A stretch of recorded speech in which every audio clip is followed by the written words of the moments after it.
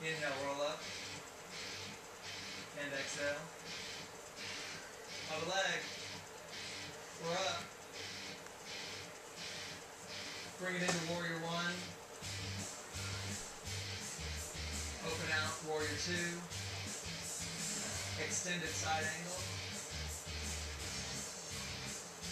Drop that top arm back behind your back. Reach under the 90 degree angle, land that arm. If you're going to stay right there, great. Stay right there. You want to go a little bit farther? Extend that leg as the head goes down toward the floor. Abs are engaged. Perfect position. As you lower back into a 90-degree angle, and you want to go one more level. Bring that foot forward. And stand up. Perfect. Extend. Hold. Remember, breathe as you lower the foot back down. With strength and with grace. Step back. Unwind.